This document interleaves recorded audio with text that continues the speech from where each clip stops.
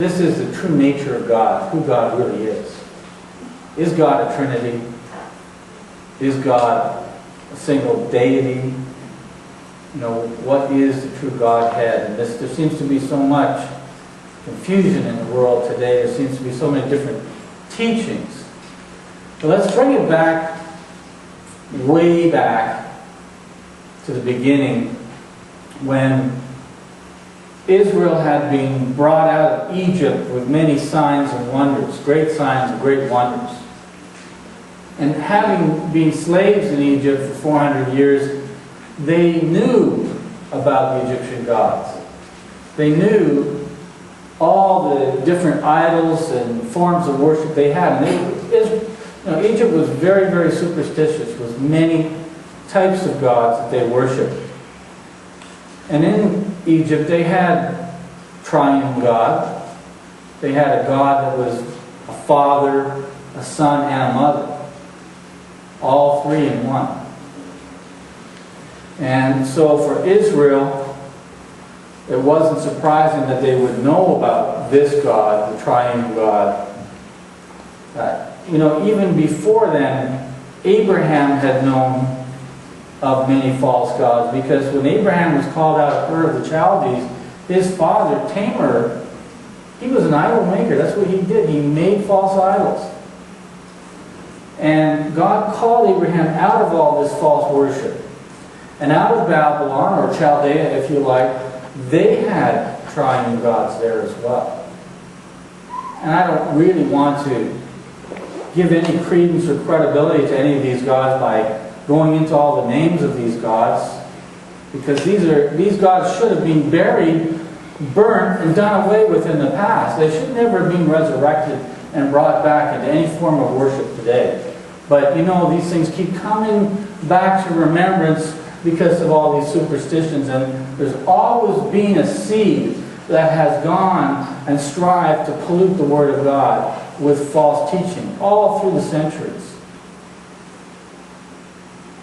In Exodus chapter 34, God is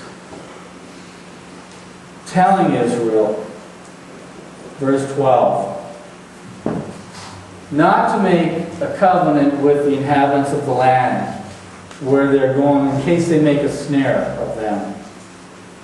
He commands Israel to go and destroy their altars, break down their images, and even cut down their groves. What are these groves? These are trees that are made as high holy places to worship these false gods. These trees, later in Israel's history, were even brought inside God's holy temple and set up as a grove tree with a star on top and decorations all around. These are the kind of things that they did in Israel. Imagine how God must have had to pull His Spirit out of that temple. How can He dwell with pollution and uncleanness like this? Yes, Israel was commanded to go forth and break down all this false worship of the inhabitants before Him. They didn't even have to lift a sword or lift any form of warfare. God would go before them. There's never been a need for Israel to go to war. Only through disobedience and lack of faith has Israel got themselves into the situations they were in, where they fought and went to war.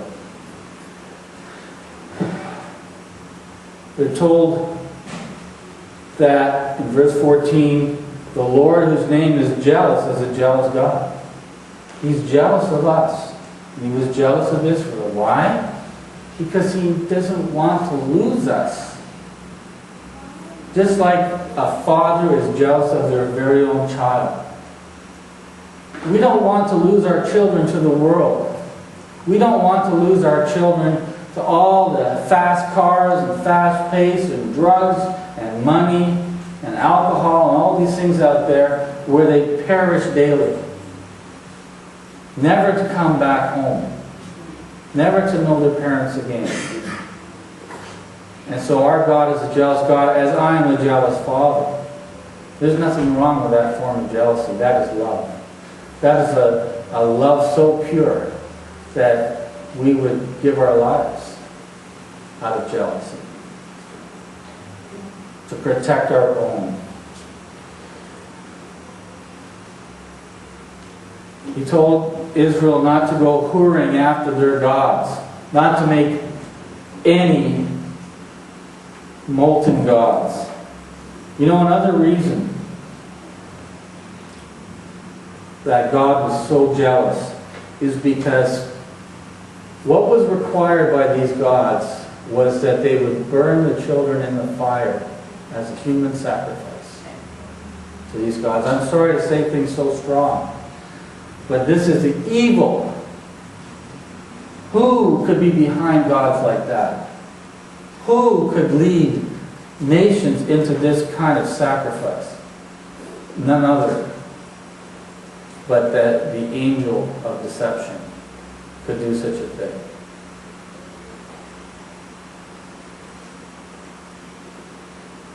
Leviticus 20 and verse 2, Again thou shalt say to the children of Israel, Whosoever he be of the children of Israel, or the strangers that sojourn in Israel, that giveth sacrifice, or giveth any of his seed unto Molech, he shall surely be put to death. The people of the land shall stone him with stones.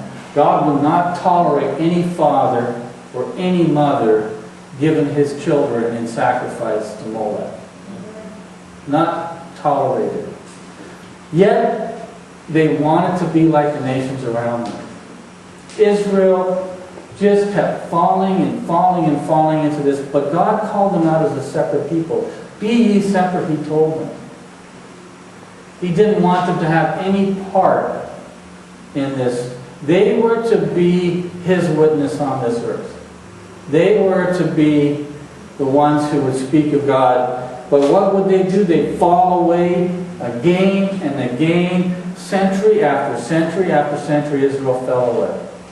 Judges 10 and verse 6, And the children of Israel did evil again in the sight of the Lord, and served Balaam and Ashtoreth, and the gods of Syria, Zidon, Moab, Ammon, Philistines, all these nations around them, they served these gods. They served both Balaam and Ashtoreth. They served both a male god and a female goddess. These were the practices of the time. In Jeremiah 44 verse 17, But we will certainly do whatsoever thing goeth forth out of your own mouth, to burn incense unto the Queen of Heaven, and to pour out drink offerings unto her. So they would make these drink offerings, and they would burn incense to the Queen of Heaven. Who was the Queen of Heaven? None other than the fertility goddess herself. But that idea of a Queen of Heaven has never left mankind. There's still a Queen of Heaven today. Even now, in Christian so-called worship, they have a Queen of Heaven. Have these practices ever really gone away? They have not. Have these pollutions ever been eradicated from the earth? They have not. It's almost like it's harder. There's only one nation standing for Israel, for God. One nation, just Israel. All the other nations were in pollution. What's so different today? There's only one nation standing for God, and everything else is confusion, mystery, false teaching, libations and golden cups of drunkenness, all poured out through the earth from century to century.